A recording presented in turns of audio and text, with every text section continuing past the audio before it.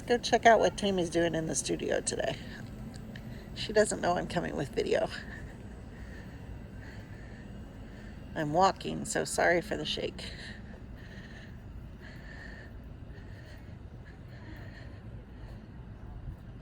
Some really cool pieces out here on display. Got a dressage show going on behind us and eventing on the other side. Oh, dogs have been here. Oh, look at that. I think she's on this side. Let's go find her.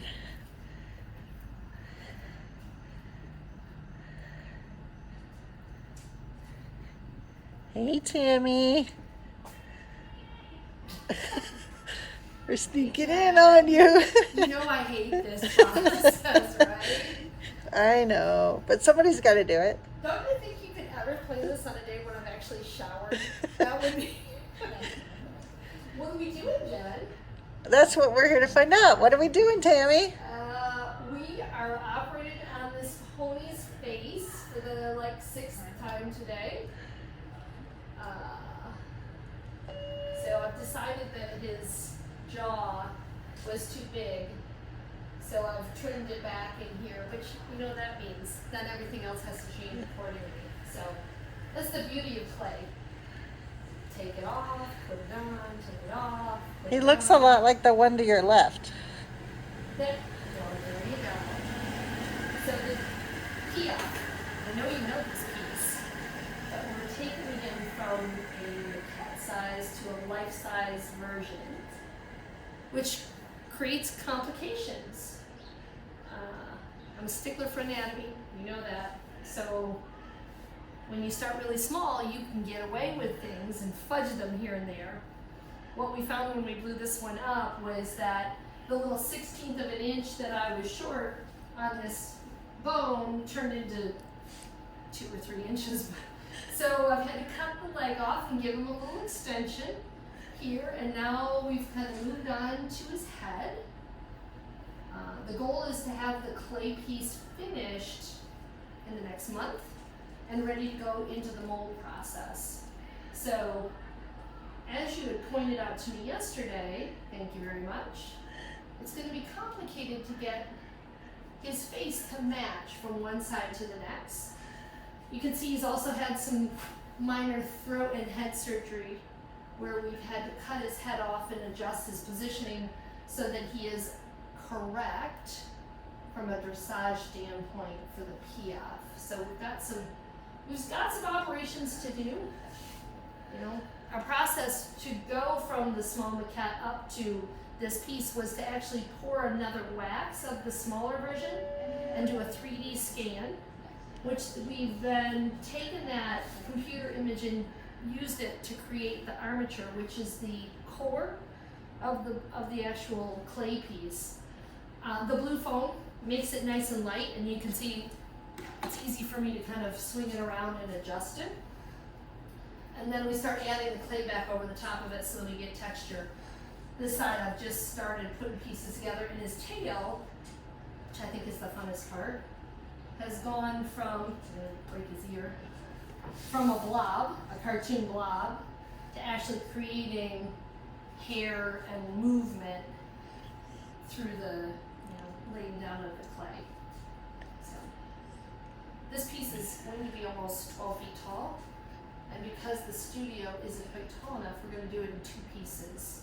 We're going to do the horse, and then the base itself will be done as the second piece, which is why he's floating right now. At 5'5", I struggle to get the pieces up on the top. So how long has it taken you to get this far? Actual work days? Actual work days about 60 days. And so my goal is to have him completed, at least in clay, in the next 30 days. So once you get the structural part done and make sure everything is anatomically correct, then it all comes about the texture, which is why I'm kind of messing with here. I don't know if you can see. I'm trying to decide whether I do what is my traditional kind of big patches or get down into more of a finer tool texture.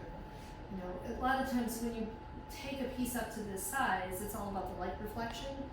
And so figuring out where I want the shadows and how to break up the light is something I'm still playing with. So I'll get it done in a certain place, and then I'll come back and heat it. I don't know if I've ever shown you this, but my mentor has given me kind of a cool little trick.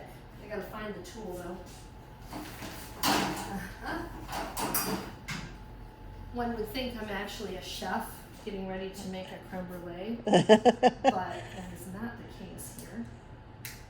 Let's see, can I do it? So when you heat the clay, it's an oil-based clay. If you heat it, it gets shiny. The oil comes up to the top, which helps you mimic what it will look like in the finished bronze with the wax on it, and gives you a better idea of how the light will reflect. Can you see that? Yep. There. So when I get up into these places, you know, when I touch my finger to it, the oil kind of gets taken out, and so I'll come back in here. I don't know if I move the light, that might help you see it a little bit better. But Yep. kind of cool, isn't it? Yeah. How that does that? Yeah. It's a dreary day too, so you don't get a lot of light reflection. But there you go. So once the clay is done, what happens? Once the clay is done, we go to a molding process, which starts with silicone rubber, and we'll actually cover the entire piece with that liquid rubber, which then firms up and goes into all the texture and the detail. And then we'll do a shell, like a fiberglass shell, which will hold that in place. With this piece, because it's bigger than the doorway that you just walked through, we'll probably mold it in sections where we'll go and we'll cut his head off, we'll cut his legs off, and we'll do it in pieces. So this will be probably 30 some pieces of bronze that once they get poured, they'll have to be welded back together. So the piece that you see outside is similar to that. Hold on. Let me look. Holding. Trying not to give you whiplash. Okay. That piece there is actually 24 pieces of bronze in that master mold. So to give you an idea of scale.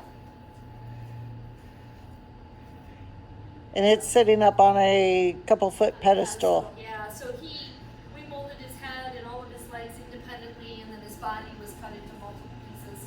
And then my very talented foundry folks do a really nice job of welding them back together. You would never know it was multiple pieces when you get done. Right. The last step being the patina, where we add the coloring, and that really has everything to do with how hot the metal is and what type of chemicals you spray, give you different colors in the end. So this piece, in the small version, you've seen it with a traditional black finish here, the smaller piece, right, this back of my head, so that piece there, versus the pieces that are next door where we have them in a verde copper finish and then like a chocolatey brown leather. So that can be customized depending on So like customer's the preference. cross-country horse is more of a gray? Gray, right? And this one's more of a bay or a sorrel down here at the bottom. Oops, I got a leg in the way. Hold on. Hold on. Amateur video. Yeah, there you go. So, Very there cool. you have it. Oh, what's that one over there? Oh, that was kind of a warm bronze color. That's a driving piece from the World Games down in 2008 that were held here at the Trident International Equestrian Center. Can you go spin it around so we can see the whole thing? That's pretty cool. This one here? The driving. I can. So I have a thing about antique bits. So this is a driving bit, and then all the harnessing is here. And it's supposed to be representative of the four-in-hand driving competition that's held here on a regular basis. Here being Tryon International Here. Equestrian Yeah, the Center. Equestrian Center. Have you, whoops, sneaking around. We're really excited about the fact that even though it's 2020 and we're in the middle of that COVID pandemic, that the facility itself has stayed operational all summer long, and we've got some excellent competition, this weekend being one of them, which I know is why you've snuck yourself over here Well, of for course. the dressage show. You say it's all about coming and visiting. I know better. I know better. If I thought I could get you to go to work, we'd have this finished already. There you go. Yeah. But it's kind of handy that your studio is right outside of the dressage ring. Exactly. I can figure out what the real Piaffe should look like. I've got all the experts in town to come and give me some critiquing. So. Hey, have you seen my favorite tool? No. Oh my gosh. The ceramic steak knife. Every sculptor should have at least one of these in their toolbox. And it's how I get some of these textures. The reason I brought that up is I've got this lump right here in his neck that feels like it should have some sort of texture in it. No. It's become one of my signature kind of marks, and then I'll soften it up a little bit. The clay itself is oil-based, so it responds to the difference in temperature. As it's warm, it's soft, and as it cools down, it gets hard, so you're able to carve it versus mold it. Really a neat medium to work in. That's all I got for you, unless you're ready to jump in and help me finish this. My hands are busy. Back to work. All right.